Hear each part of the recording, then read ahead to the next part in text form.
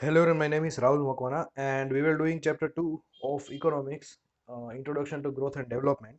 જેમાં આપણે લાસ્ટમાં PQLA નો જે concept છે તે discuss કરતા હતા. And in that we saw that there are three determinants of physical quality of life index. They are extent of education, life expectancy, and infant mortality rate. So we completed the whole topic of this, and now we are going to start with the HDI, Human Development Index. Right.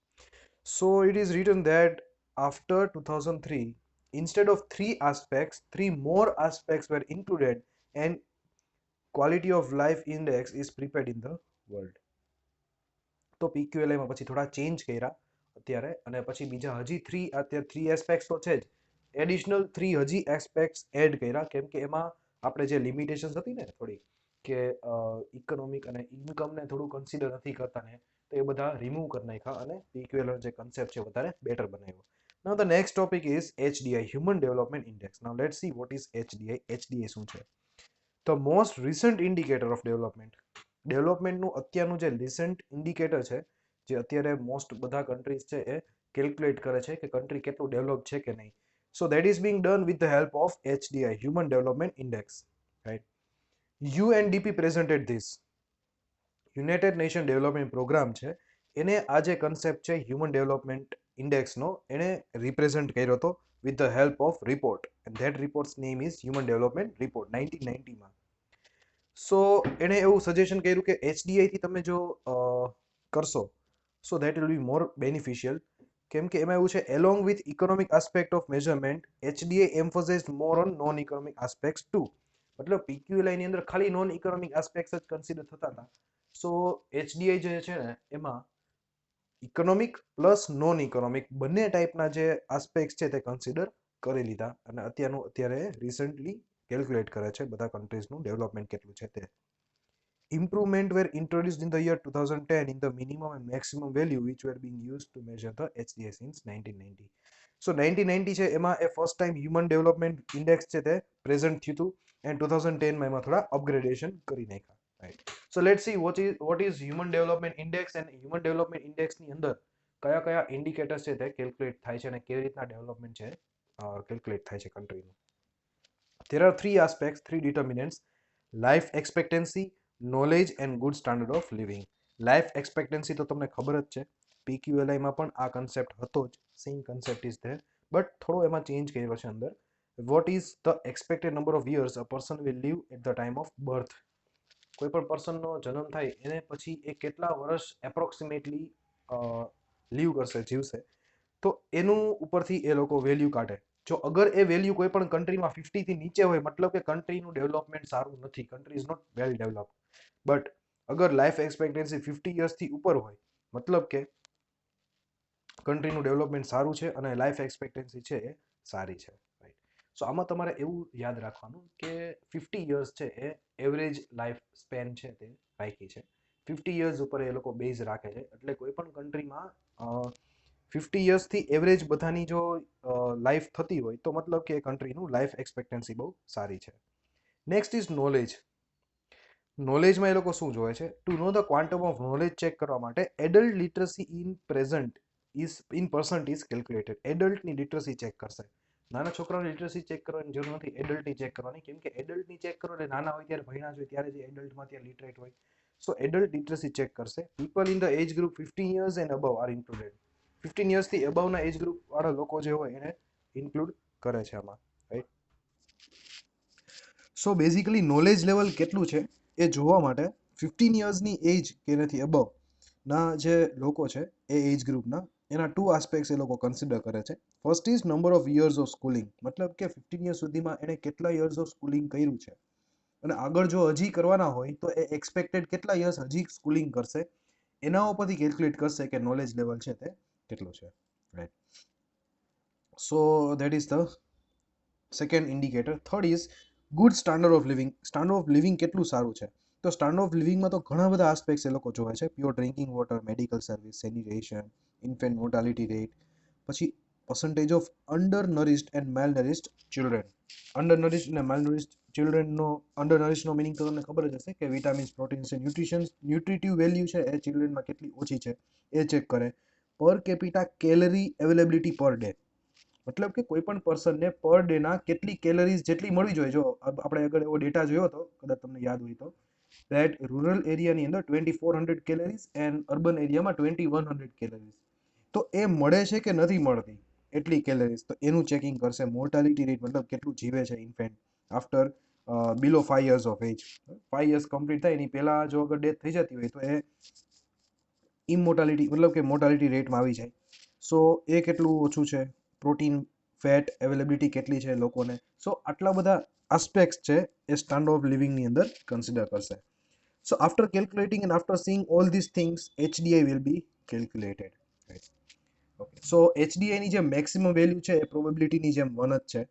3 indicators ઉપર base છે. આમાં જે હતું એમાં શું હતું, 100 100 100 હતા, right, PQLI માં. બટ આમાં એવું નથી. સો એમાં HDI છે એમાં જે મેક્સિમમ વેલ્યુ છે તે 1 છે. Minimum 0, maximum 1. જો 1 થી નજીક હોય એનો મતલબ કે કન્ટ્રી છે વધારે ડેવલપ છે, અને જો 1 થી દૂર હોય એનો મતલબ કે કન્ટ્રી છે એ લેસ ડેવલપ્ડ છે. સો અત્યારે 2014ના સેન્સસ અને સ્ટડી પ્રમાણે નોર્વે જે છે, સો that is on the rank number 1 all over the world, જેની HDI છે 0.944 છે, એન્ડ ઇન્ડિયા છે એની 0.609 છે, અને આપણો રેન્ક છે એ 130મો છે out of 188 countries. So we are very behind in terms of HDI. સો તમને થોડો ડેટા પણ આપ્યો છે કન્ટ્રી વાઇઝ. 2014નો સેન્સસ છે. સો એની સોર્સ તમને નીચે લખ્યો છે, ઇકોનોમિક સર્વે 15-16માં થયો હતો અને 2014નો ડેટા કલેક્ટ કર્યો. સો અલગ અલગ countries, Norway, America, China, India, Pakistan, Nigeria, તમને રેન્ક્સ પણ આપ્યા છે. સો આપણો 130મો રેન્ક છે, ઇન્સ નિયર અબાઉટ મિડલ, અને લાસ્ટમાં છે નાઇજીર 188, મતલબ કે લાસ્ટ કન્ટ્રી એ આવે છે. ફર્સ્ટ નોર્વે આવે છે. તમને એનું પર કેપિટા ગ્રોસ નેશનલ ઇન્કમ આપી છે, એવરેજ લાઈફ એક્સપેક્ટન્સી કેટલી છે. સો જે 3 ઇન્ડિકેટર્સ છે, આ life expectancy, knowledge and good standard of living, તો એ તમને આપેલું છે. જો અહીંયા average life expectancy and expected years of schooling. તો આમાંથી તમારે આ બધો ડેટા યાદ રાખવાની જરૂર નથી. You just have to remember this HDI, right. તો HDIમાં પણ બધા યાદ રાખવાની જરૂર નથી. You need to remember Norway, India and Niger. તમે 3 યાદ રાખો તો ચાલશે, અને રેન્ક યાદ રાખો, બાકી વધારે યાદ રાખવાની જરૂર નથી. ઓકે, હવે એ જે સેમ વસ્તુ છે જે ટેબલમાં આપ્યું છે, સેમ વસ્તુ તમને વર્ડ્સમાં સમજાવ્યું છે. ફર્સ્ટ લખ્યું છે કે કન્ટ્રીઝ હાઈએસ્ટ જે છે તેમાંથી first two 49th countries is 0.890. મતલબ કે જે ફર્સ્ટ રેન્ક ઉપર આવે છે અને 49th રેન્ક આવે છે કન્ટ્રીઝનો, જે સૌથી હાઈએસ્ટમાં છે HDI, તો એ છે 0.890 સુધીના વેલ્યુ સુધી આવે છે. એનાથી નીચે જાય તો એ 50 to 105 રેન્ક સુધીમાં આવી જાય. મતલબ એ 0.735 સુધીમાં કોઈ પણ HDI હોય તો એ 50 થી 105મો રેન્ક આવે, અને 0.6 સુધી જો પહોંચી જાય તો એ 106 થી 143 રેન્ક સુધી પહોંચી જાય. સો આ પણ તમારે બહુ યાદ રાખવાની જરૂર નથી. ડિરાઇવ્ડ કન્ક્લુઝન એવું નીકળ્યું ટેબલ ઉપરથી કે નોર્વે ફર્સ્ટ છે, આપણું ઇન્ડિયા છે એ 130th છે, અને ઇન્ડિયા છે એનું મોડરેટ કન્ટ્રીમાં ગણાય, એમ કે HDI છે એનું બહુ ખરાબ નથી અને બહુ સારું પણ નથી, મોડરેટ છે, મીડિયમ છે. નાઇજીર છે તો એ એક ઇન ધ કોન્ટિનેન્ટ ઓફ આફ્રિકાના કોન્ટિનેન્ટની અંદર નાઇજીર એક છે કન્ટ્રી, એનું જે છે સૌથી લાસ્ટ છે એઝ પર એ આપણે જોયું હતું. Okay, importance of HDI. તો HDIનું ઇમ્પોર્ટન્સ શું છે? HDIનું ઇમ્પોર્ટન્સ એવું છે કે એ ઇકોનોમિક ફેક્ટર જોવે છે, અને સોશિયલ ફેક્ટર પણ, ઇકોનોમિક અને નોન ઇકોનોમિક બંને ફેક્ટર્સ છે એ કન્સિડર કરે છે. એજ્યુકેશન અને હેલ્થ બધી વસ્તુ કન્સિડર કરી દે છે. That is the best thing about HDI. And it's the only tool, but ultimate objective is only human welfare, true progress, economic progress and social progress. મતલબ સાચો પ્રોગ્રેસ કોને કહેવાય કે ફાઇનાન્શિયલી પણ સારું કન્ટ્રી કરે છે અને નોન ફાઇનાન્શિયલી પણ કન્ટ્રી સારું કરે છે. તો એ બંને વસ્તુ HDIની અંદર કેલ્ક્યુલેટ થાય છે. સો that is the best thing about HDI. તો એકને એક વસ્તુ રિપીટ કરી છે અલગ અલગ રીતના. Developing countries get an idea. Developing કન્ટ્રીને આઈડિયા આવશે કે મારે હવે કયા ફિલ્ડમાં, મતલબ કે એજ્યુકેશનમાં મારે વધારે થોડું ફોકસ કરવાની જરૂર છે, યા તો સ્ટાન્ડર્ડ ઓફ લિવિંગ વાઇઝ મારે વધારે ફોકસ કરવાની જરૂર છે, તો ફોકસ કેમાં વધારે કરવાની જરૂર છે એ HDIના નંબર્સ ઉપરથી ખ્યાલ પડી જશે, right. So HDI is a progressive in its approach. મતલબ કે HDIથી પ્રોગ્રેસ કરવામાં તમને બહુ ઇઝી રહેશે, કેમ કે તમને એ ખબર પડશે કે કયા ફિલ્ડમાં, કયા સેક્ટરમાં મારે થોડી વર્ક કરવાની જરૂર છે. લિમિટેશન્સ પણ છે HDIના. Only 3 social indicators are included. Social indicators ખાલી 3 જ લીધા છે અને બધાને ઇક્વલ વેટેજ આપ્યું, સેમ લિમિટેશન્સ છે. જે લિમિટેશન્સ PQLAના હતા કે 3 ઇન્ડિકેટર્સ જ છે, પછી બધા ઇન્ડિકેટર્સ છે ને ઇક્વલ વેટ આપ્યો છે, સેમ આમાં લિમિટેશન્સ છે. Not an absolute expression relative, મતલબ કે એ એબ્સોલ્યુટ એક્સપ્રેશન નથી. એનો મતલબ એવો થાય કે તમે જો આમાં શું થાય કે HDI છે તમારા કન્ટ્રીનું, રાઈટ, તો તમારું HDI મતલબ કે ઇન્ડિયાનું HDI છે મીડિયમ શું કામ લાગે છે? કેમ કે આપણે બીજા સાથે કમ્પેરિઝન કરી છે. આપણે આપણી સાથે કમ્પેરિઝન નથી કરતા. જો આપણા સાથે કમ્પેરિઝન કરતા હોય પોતાના કન્ટ્રી સાથે, તો તમને HDI સારું લાગશે કે HDI આપણા કન્ટ્રીનું ડેવલપમેન્ટ સારું થાય છે. પણ આજે બીજા કન્ટ્રીઝના કમ્પેરિઝન કરે છે તો ઓબ્વિયસલી કે તમારું કન્ટ્રીનું જે HDI છે એ થોડું લો દેખાશે.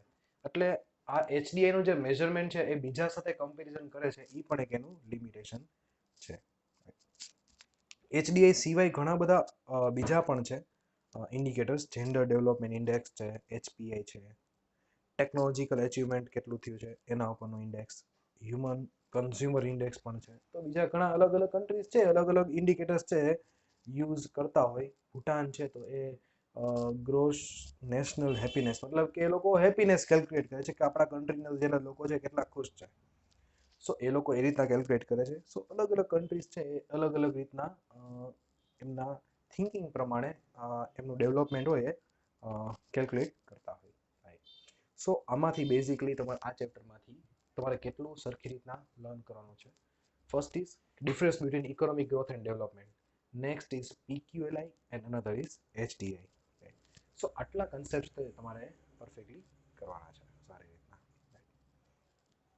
થોડું ધ્યાન રાખજો કે PQLI અને HDI ના જે ડિટર્મિનન્ટ્સ, મતલબ કે 3 આસ્પેક્ટ છે, બે એકબીજા સાથે મિક્સ ન થઈ જાય, રાઈટ. સો એનું થોડુંક તમે ધ્યાન રાખજો. બાકી 5 માર્ક્સમાં આ 3 ક્વેશ્ચન્સ છે જે તમને પૂછાવાના પૂરેપૂરા ચાન્સ છે. So this chapter is also over. Now we will start with the another chapter of economics. સો આપણે ઇકોનોમિક્સના સિલેબસને કમ્પ્લીટ કરવામાં થોડો વધારે ફોકસ કરશે. ઓસીમાં આપણે ઘણું કમ્પ્લીટ થઈ ગયું છે already, right. So more than 60% syllabus છે કમ્પ્લીટ થઈ ગયો છે. So now we will focus on the economics, right. So thank you for listening and this is all for this video. Thank you and have a nice day.